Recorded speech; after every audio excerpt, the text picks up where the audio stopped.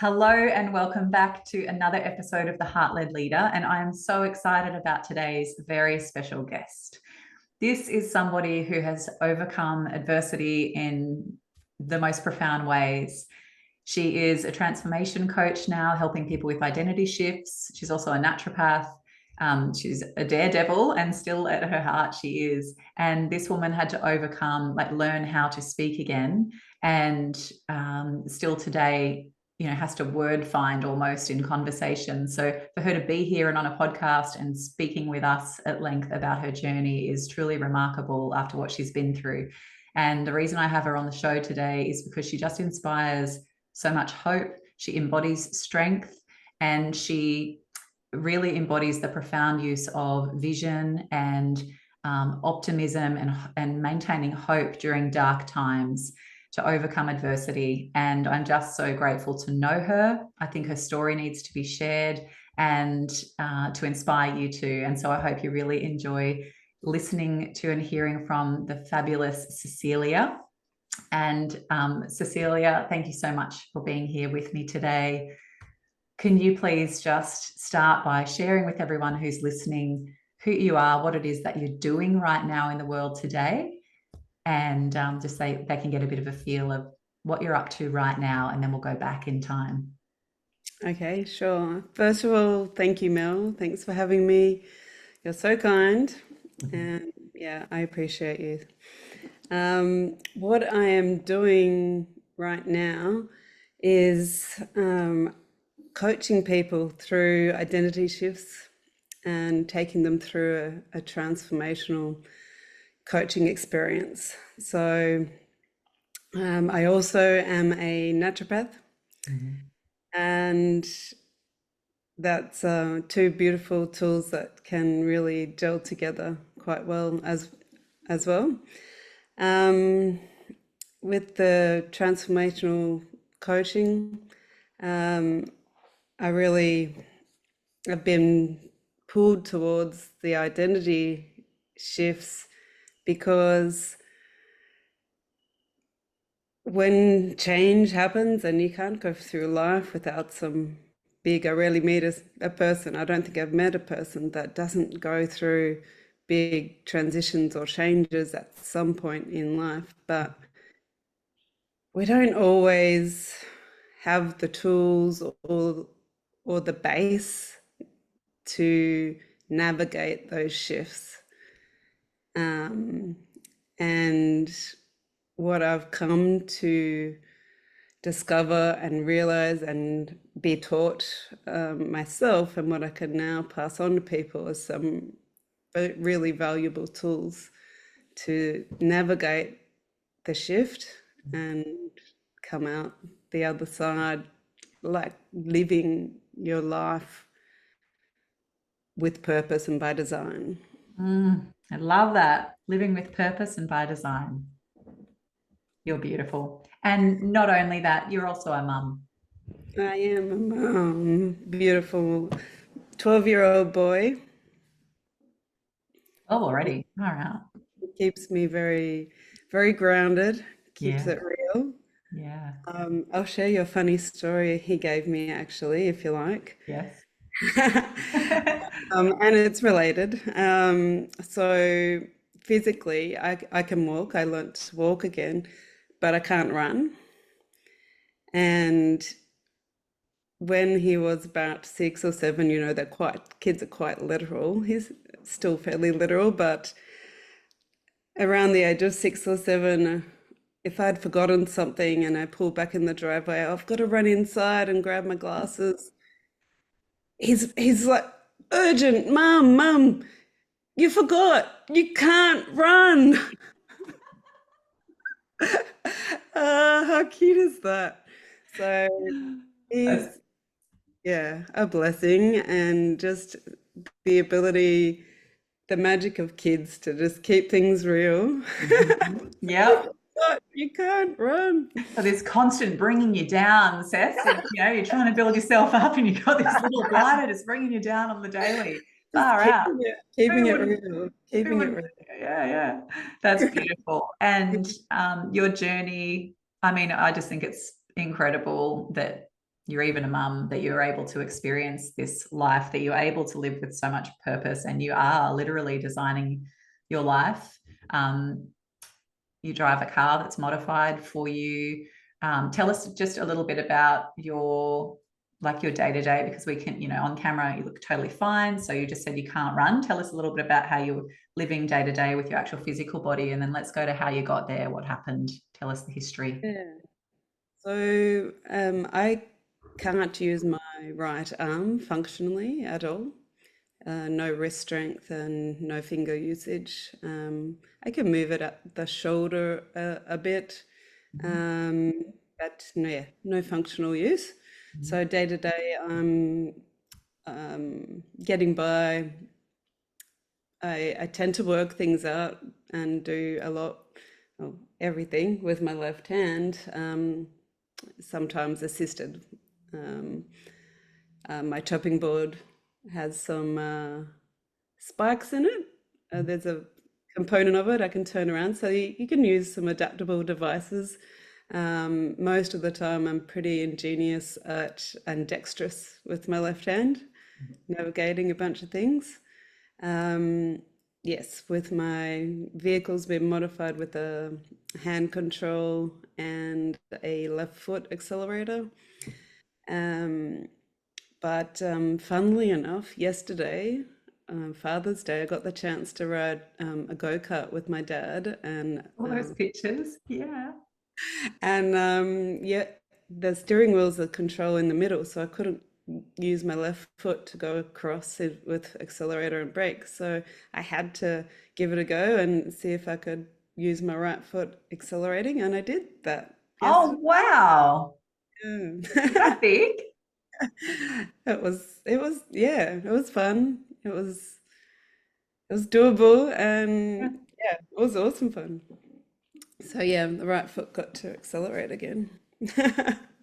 That seems like a milestone. Hmm.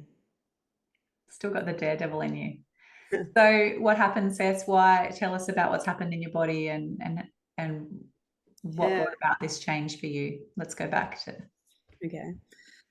Uh, about the end of 2011, I was getting some numbness in certain areas, like half of my lip would go numb for 3 days or so, or I'd get these burning sensations down my arm or leg or face, just down the right side. Um, and I did go to doctors. It wasn't known what was going on, and was told to keep observing and maybe get an MRI if it's still happening in 6 months. But Mm. before that could happen, I ended up having a significant larger bleed that did take away the use of my arm and leg. To a certain point, though, I could still drive myself to hospital at that time. So it wasn't the complete use loss that I have right today, Mm. um, because after 2 weeks later, it did bleed again, and that's why it got more severe, the symptoms and the what I've been Mm. hemiparesis that I've been left with. So I had brain surgery to remove the tumor. It was caused by a benign brain tumor. The walls of that tumor got thin, and therefore the blood from inside the tumor leaked Mm. through my brain. So the tumor was on my left side, and the symptoms on my right. So that began 3 or so month journey in hospital, and combined rehab. And yeah, then in rehab, I start learning to walk. I start learning to talk, and So you completely lost your speech. yeah, Yeah. had to nod, and yeah, it was basically yes, no, 20 questions to family, and nursing staff and people visiting me at the early days, and trying to order my menu in hospital, the food. Do you want this? No. Be Yeah, lots of so no's, wouldn't it? No. Not that, not that. but the beautiful thing about food in hospital actually was that the roller derby community and some of my friends through the skydiving community ended up cooking meals for me, Mm. and honoring my dietary requirements, and which weren't as full on as right now. um, and just bringing me yummy tasting and nutritious food. I mean, we're trying to heal in here, people. Anywho, let's not go down that rabbit hole. Yeah, no. Um, 3 months is a um, long time. So yeah, that's beautiful. You had that support. Yeah. it was, So yeah. speech was impacted. You're learning to walk again. Yeah, learning to walk again was interesting, and it's quite odd being in that beginning and thinking back to that time, because you don't really know what's going to happen. Am I going to be able to talk again? Mm. And am I going to be able to walk again? And I think one of the skill sets I drew from skydiving, and maybe it quite naturally came in, was that, okay, this has happened. Now what?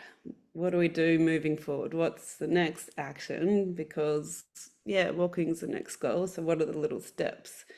And, like, if you have a malfunction in skydiving, you don't just go and fall to the ground. Like, you've got to take an action step. You got to do something next. You've got to perhaps cut away your parachute and pull your reserve. And we'll perhaps do that. We'll probably definitely do that. And for those of you, we haven't got there yet, but Cecilia, how many skydives have you done in your life? Around 900 before my stroke. Yeah. I think I'm actually might have done my 900th as a tandem after the stroke. So, yeah. Yeah. Just epic. So that was your life, hey? So this is, I hope people can hear and understand this contrast. You were literally skydiving, what, every weekend? Yeah. Yeah. Tell us a bit about that, about where you were before your stroke, and then we'll get back into. Yeah. Yeah. Weekends and sometimes whole week events revolved around skydiving. You know, you only get so many weeks of, holidays and whatnot from work, and they would be booked around a skydiving calendar. Where's this event? Oh, there's a week skydiving event in Darwin. Look, that's that week, and this is a week in Sydney. And but the weekend you'd drive out on a Friday afternoon and catch up with everyone and try and get them first load on Saturday morning. You might do 4 or 6 jumps on Saturday.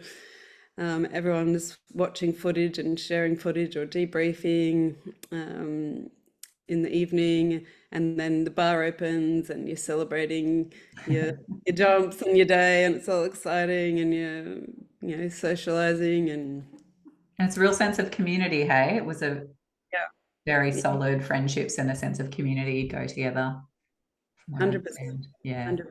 Everyone, like, Toogoolawah was our drop zone, and the people are coming from Gold Coast, Brisbane, Sunshine Coast, and it could be, depending on the weekend, 40 to 80, if an event's on, more people out there. And yeah, the camaraderie with everyone from all different walks of life, and you're all there for one reason, for skydiving, the love of the sport of skydiving.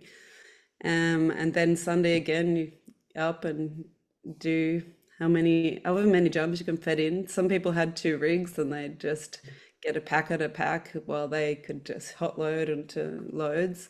Mm.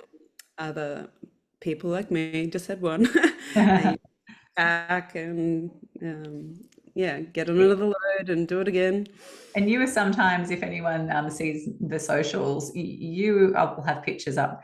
Um, you were jumping out of planes with on roller skates and on BMX bikes, and you were a real daredevil. You're featured on skydiving magazine covers, and you were the real deal. What was it about skydiving for you? Like, why the passion and the what is it about that sport that hooked you in that way? Um, so much that I think the feeling of doing the jump and accomplishing what you set out to achieve is, that is exhilarating.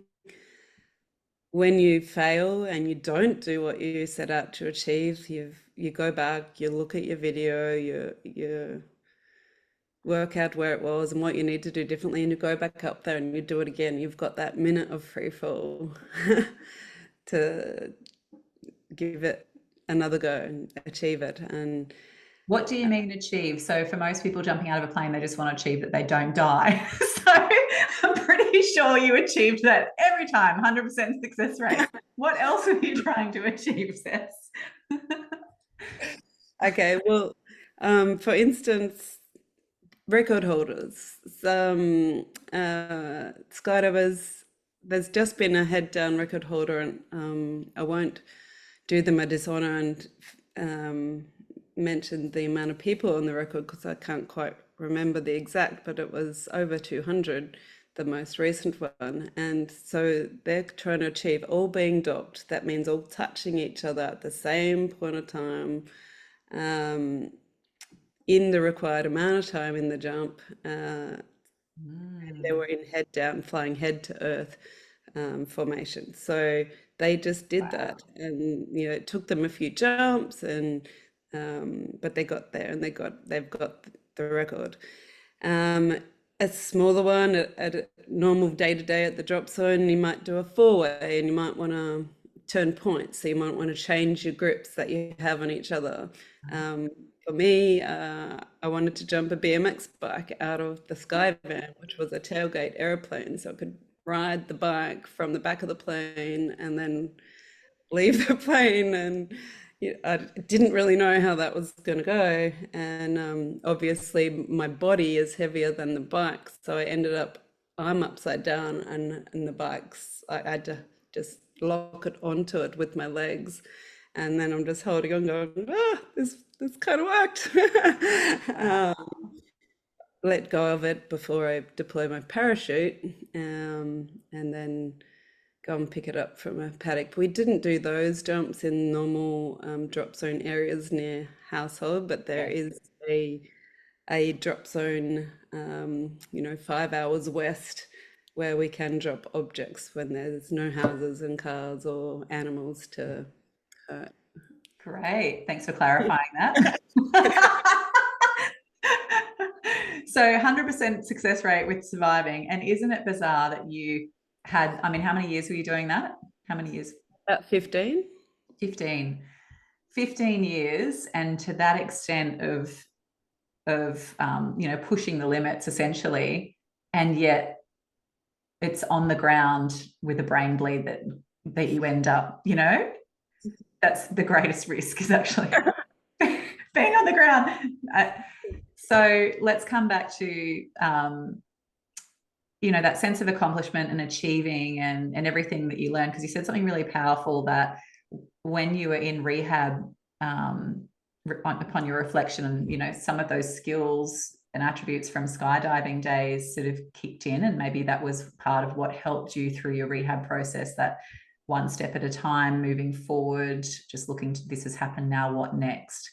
Can you speak more into that again, back in the rehab journey, of how those lessons and learnings and experiences translated across to your healing and recovery process? Yeah.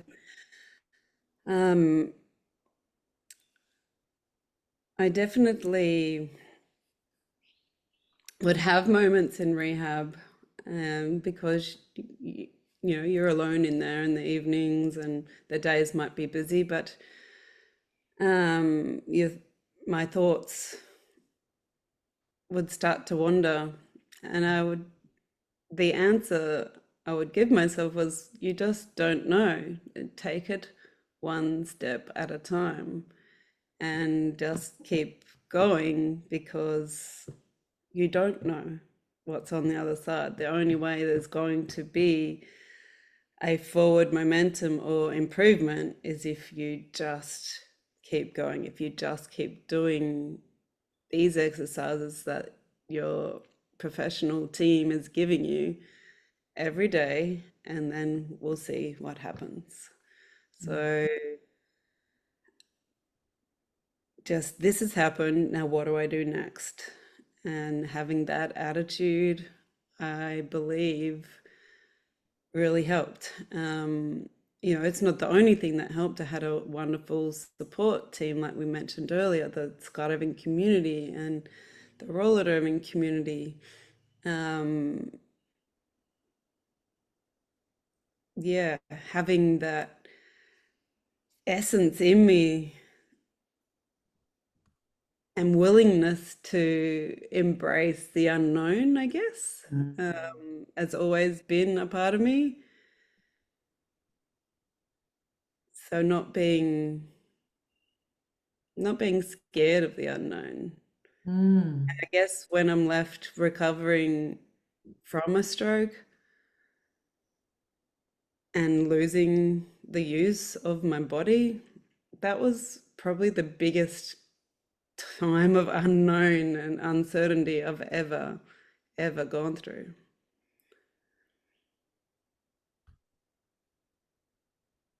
Yeah, yeah.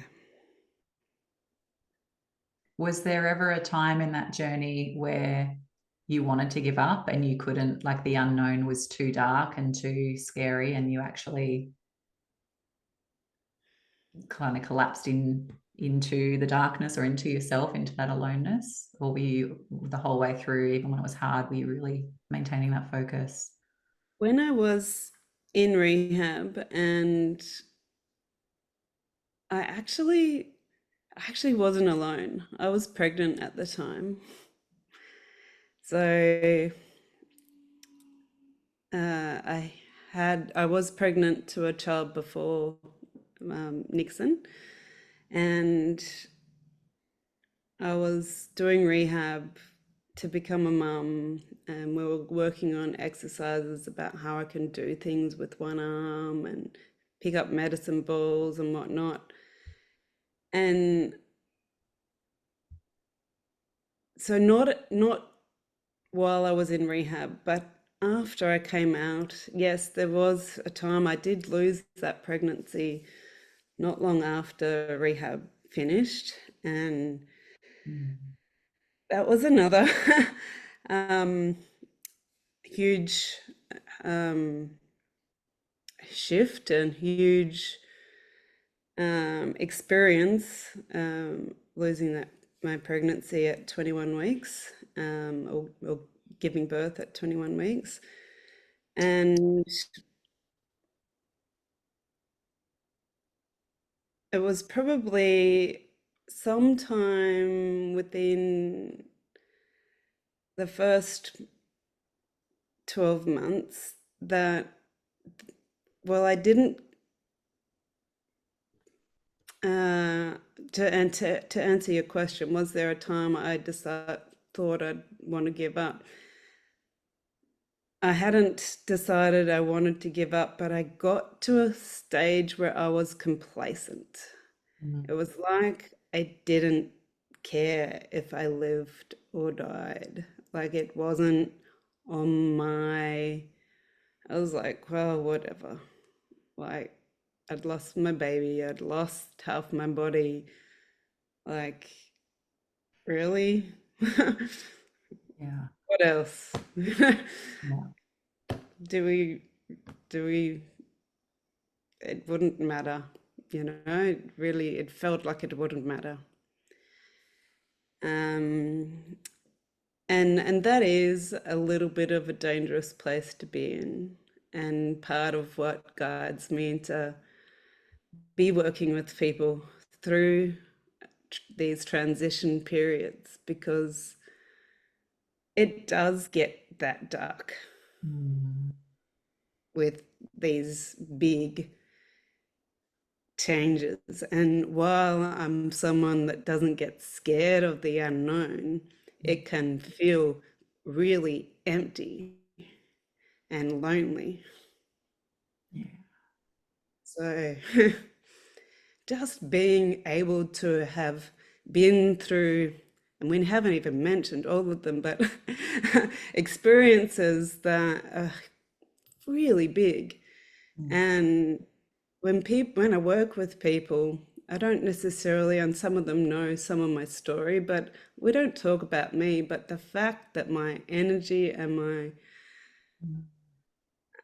journey, I just have this empathy and this ability to guide them through the transitions, to rediscover and help them remember and then reimagine, Mm. because then there's no unknown, there's you leading and purposely discovering and creating your next chapter. Far out, girl. You are you're so incredible. How powerful is that? That level of empathy that you must have to have experienced the highest of highs, the lowest of lows, that much loss and emptiness and pain, and then the complacency, and to still find your way through that. That's just a whole new level. And not only through it, but to, as you said, reinvent your life, reimagine it, living it on purpose, creating it. That just blows me away. And I'm so sorry for the losses, for it just breaks my heart hearing your story again. And you know that I just empathize so much with you. And it makes me even more respectful of your journey and just in awe of the way you live today. And you just are so infectious with positivity, and it's not in a toxic positivity way. It's like you're able to see people and be with them in their pain. You just genuinely have this ability, like you said, to look forward, and it's not in negating the pain and what people are going through right now. It's in the way of, yeah, reimagining, reinventing, and guiding, and seeing the possibility and the hope and the opportunity, even when it all seems lost. So in those moments of complacency, did you have to, like, how did you get through that particular time? Because that would have been, like you said, almost the hardest time, when you're really feeling the weight of emptiness Mm. and not really caring. Like, what was it that shifted things for you again and got you through that? And what did you sort of draw on? Yeah, it was a fairly gradual process. Mm. Um, but the kind of things I did draw on, um, I did, again, I have to mention the community I had around me. Yeah, Um, powerful. Friends I'd met through, yeah, skydiving and roller derby, and they really banded together. Mm. Um, the family, um, were close. I I was married at the time. Well, I got married after we lost Zephyr, and that was a beautiful step forward in itself. Mm. There is divorce on the other side of that marriage, but in the moment, what got me through was focusing forward. Again, I don't know what's there, but there is still good. Focus on the good I have now. Mm. Um, I had two friends' weddings. One friend had asked me to be his groomswoman. and Ryan was groomsman for the other friend. And then the following year, no, let me finish answering this It's question here. okay. What did I do? So I guess I was focused on rehab as well. I Mm. still, I, s- I'm out of rehab, but I'm at home and I'm going to day therapy sessions and I'm doing exercises at home. And life got very involved in, okay, appointments or rehab sessions because, yeah, I wasn't going to get any improvement, whether it's speech or a bit of, extra shoulder movement or elbow, wrist, whatever. Mm. Walking is could still improve balance up the stairs and whatnot. Um, um, just lost my train of thought there. It's okay. But So we're talking about forward movement and the way you got through those complacent times. You had things to look forward to and and things to do. Like, yeah, even though it was still a bit unknown, you had a focus. yeah, that's right. So focusing on the things moving forward Mm. and the rehab, and also I had a year of being president and coach at roller derby, but they welcomed me back with open arms. I took on the role of president again, and I started coaching again because even though I couldn't demonstrate the skills on skates, I would design the coaching session, and then I would have one of the experienced skaters would be like a shadow. So they would come out and demonstrate it, what I'd asked, um, and then they get to go back in and participate. So having me as a coach still in roller derby, it gave me some purpose as well, and I'm still involved in one of my biggest passions that I had at the time.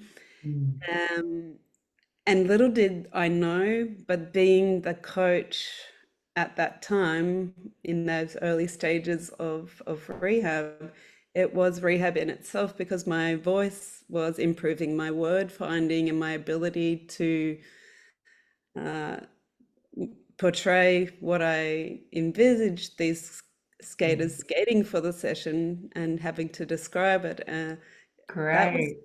all natural therapy. So, and that's a very important part is making life Mm. be part of your therapy, not therapy, but rehabilitation. If I'm not doing these things in life, then they're not getting reinforced. Why am I doing them? Why am I learning to pick up you know, uh,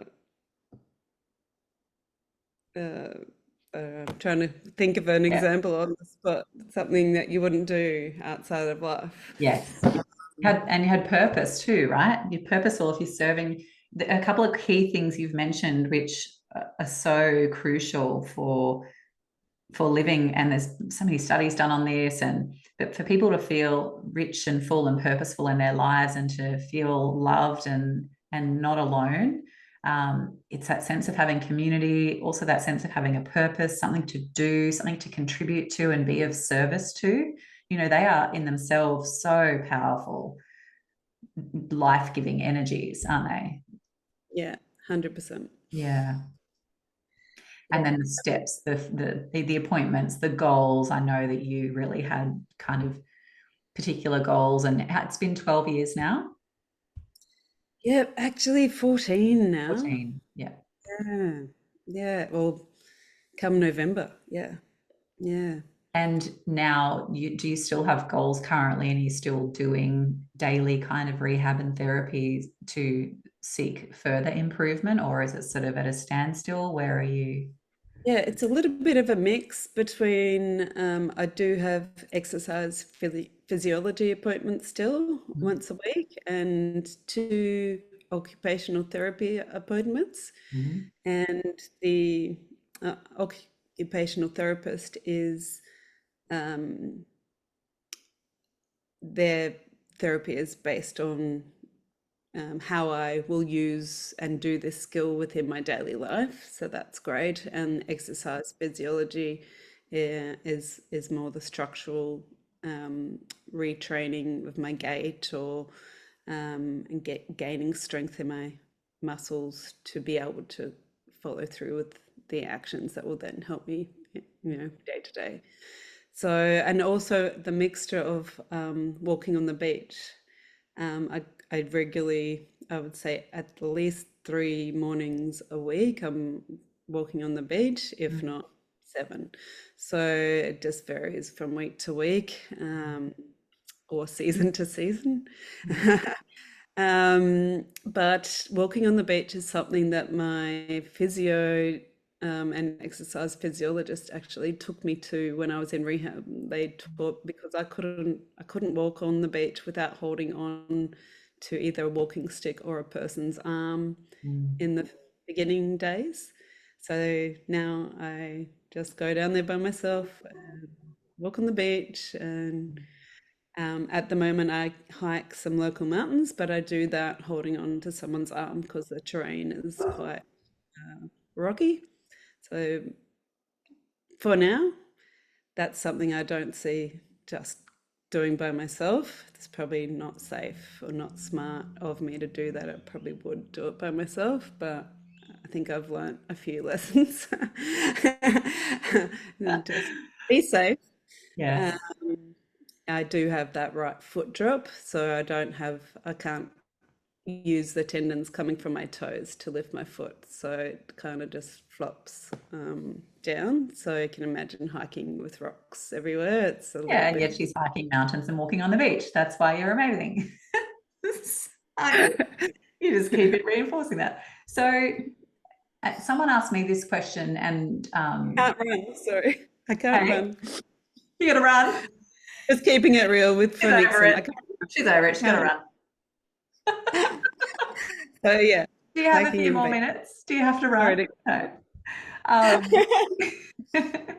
so this question I ask in the sense of, so I want to ask you, out of this experience, what are the gifts or the blessings that have come through this? And when I say that, I don't mean, I just want to be respectful and with and can with say it with care, that that's a really crap experience. Like there's nothing, I acknowledge there's nothing good about losing the use of your body, losing a child. Um, it's not what blessings sort of came from that. But I guess when you have to go through these experiences in life, and there's a range of different experiences we can have, right? And we draw the wisdom, we don't have to, but we can draw wisdom and learning from each of the experiences. It doesn't make them any less painful or horrible or easier to understand. Yeah. But what have you taken from that time that you could, that's sort of like gold for you now, or something that you can share with others? Yeah. Two things come to mind. One is that our identity is not what we do for a job, or those action-based identities. So because if you lose them, if my identity was all wrapped around my skydiving ability and then I lose that ability, where are you? Who are you? Like, yes, you're going to crumble for a bit, but you can fall upon your identity of, if you identify with yourself as your values, say, for instance, and when it's values based, then you've got a basis that you can build on. And oh, short story, sorry, I just had a sidetrack. I could have told you about that one, but I won't, because I know, yeah, we're wrapping it up. But the other takeaway would be just be kind to everyone, because I mean, I've had the physical disability. It means people see me and offer me help quite often. I could be putting groceries in my car, and usually older lady will come up and help me put them in my car, and I accept that help even though I can do it myself, because that's a beautiful gift that she's giving me, but or he. But you never know what somebody is going through, whether because you can't see all Mm-hmm. disabilities, so to speak. There are invisible ones, and there's the emotional, well, let's say, injuries that people have gone through Mm. that they don't wear by half their body not working, and you can't see, they don't sit in a wheelchair, but they're walking around just like you and me, and just be kind. It doesn't cost anything, and it can really make a difference Mm. for your fellow mankind. So, yeah. Mm. Well, you certainly live and breathe that, Cess. You're also hilarious, and you you did stand-up comedy. Can you just tell? Can you just tell a little bit of that story? Because that's so fun. You just there's not enough time really to go into the depths of how awesome this woman actually is. It's so layered, and I mean, we could just spend hours, and she just keeps being more and more awesome. But I just think you have to share that because it's just brilliant. Um, yeah, I did decide to just have a go at stand-up comedy, and um, um, my motivation for doing that was to get out of my comfort zone, and be able to, yeah, have the skill of talking in front of people. And I found out about Fiona McGarry offering comedy coaching courses. Mhm. Sorry, comedy coaching, comedy um, courses. Mhm. And we had to present a 5 minute piece at the end of it in front of a full audience at the Paddington Comedy Club. Uh, And when was that it? was, When was this? when was it? 2022, 3 I years ago. think. Yep. Yeah. What were your jokes about? Um, You yeah, just how funny things keep happening to me since having disabilities. Kind of finding the humor in things that would happen. And I think a little piece about my son, but Mum, you can't run. Just don't. taking things so literally, um, or yeah, I I won't go all the way into it, but yeah, just how life can be funny, and embrace the fun and humor of it, rather than sit in the yuckiness. You're right, it is a pretty crap thing to have happen. There's no two ways about it. But the way we choose, the lens we choose to look through as we continue to choose to move forward, Mm. can make all the difference. Absolutely. And that's what you're helping people do now in your work, whether that's through the naturopathic and health lens or transformation and identity shift coaching or a combination of the two. Mm. Um, yeah, so I Yeah, think what you're doing is just phenomenal where you are, the way more than what you're doing, it's who you are, Cess, and that's you've nailed it. It's not tied to your identity. That's not why. thank you. I mean, I think you're amazing because you do that, and you're being of service to others and helping them through similar to what you've been through. But it's who you are as a person, that sense of, yeah, finding joy, finding the lightness in the dark, overcoming obstacles with your just one step forward at a time. I mean, is there anything that we haven't talked about today or that I haven't asked you that you think it would be nice to share with listeners, or that you'd like them to know if someone's in a time at the moment of, extreme darkness or despair or complacency or whatever that place is? What would your Yeah. message be to them? So my message would be that you are not alone.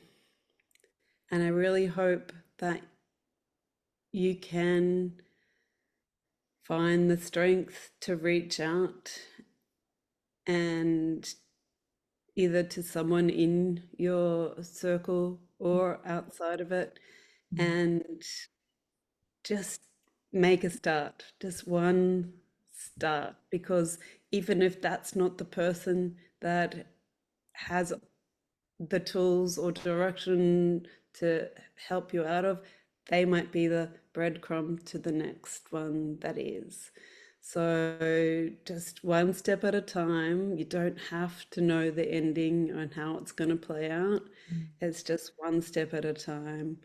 And you might not, I mean, gratitude gets talked about so much, but sometimes in those depths, you don't, you can't just find one thing to even be grateful of. mm, So just reach out to someone and start the conversation, mm, because where that's going to lead, and where you're drawn to reach out will be the right person to reach out to, and mm, you'll know it'll be guided.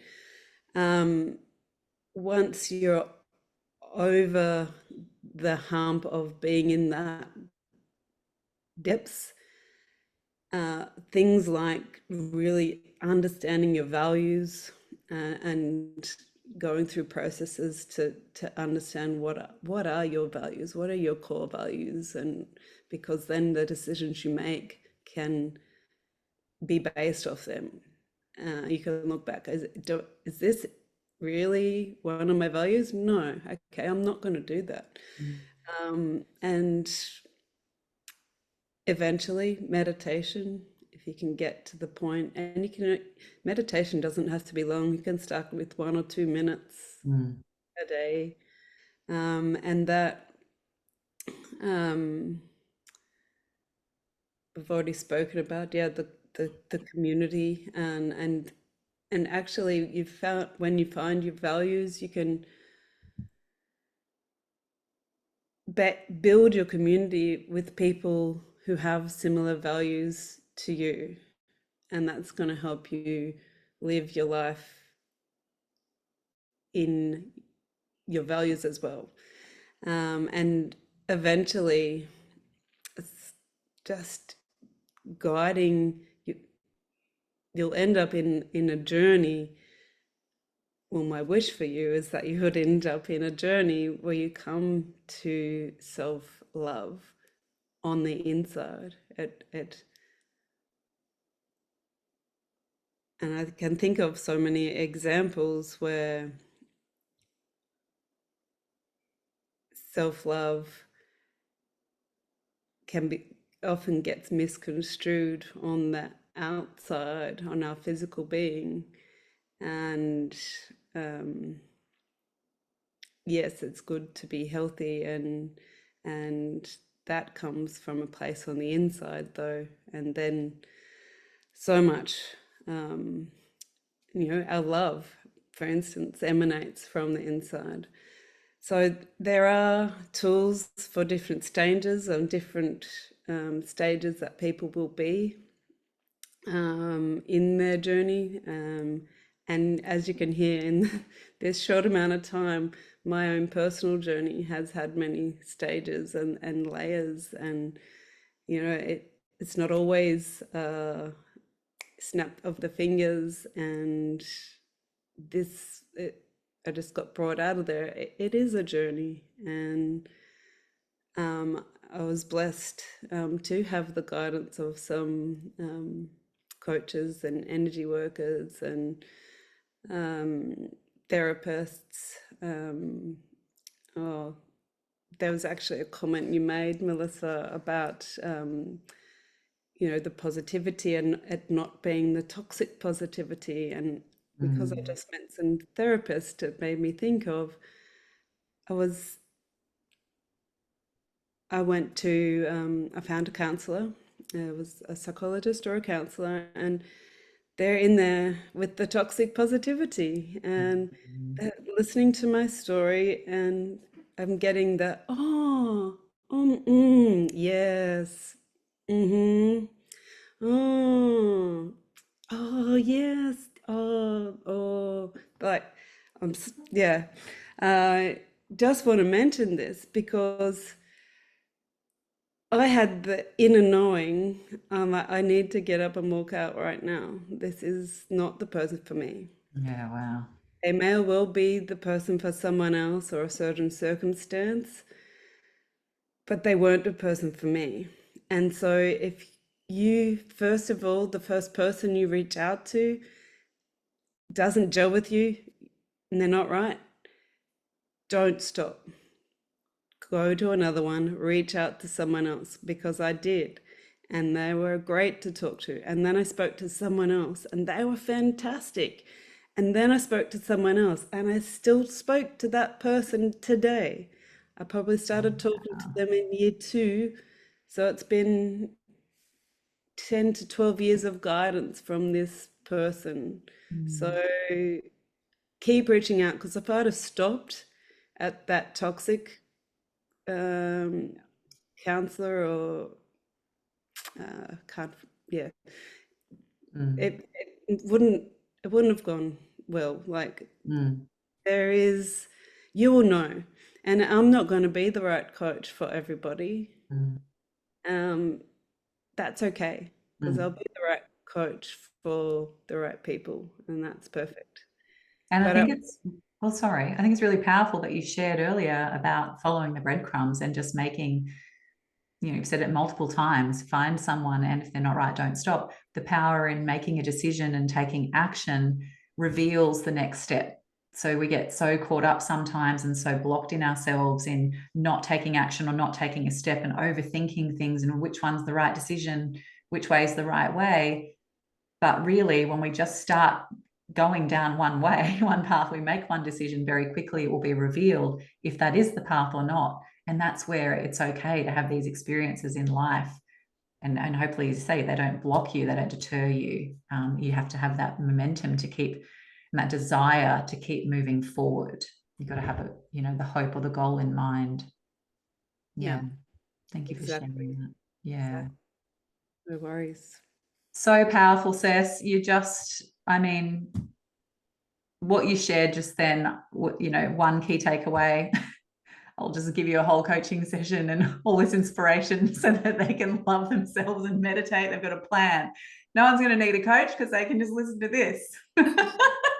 Perfect. Put yourself out of work. No. If you can do it from this, awesome, awesome. That's Exactly. fantastic. Now you said you've got something you wanted to gift the listeners to. Do you want to just speak to that? Yeah, I have created a meditation called I Am, and I would love to gift, and Melissa will add it to this podcast. That would be fantastic, and you can listen to and just help guide you to you, the remembering of you, and how powerful and beautiful and strong you are on this journey right now. Oh, gives me goosebumps. It does. You're so beautiful. The remembering of who you are and your power. I love it. And that real focus on people finding and remembering their self-identity and who they are without the roles, without the responsibilities, without the external, because that's all we have through life as a constant is that inner world. And yeah, we get the power is in choosing how we live in that world, regardless of our circumstances. Hey. Right, correct. Yeah. You're an incredible woman. I'm grateful to call you a friend. I am so inspired by you.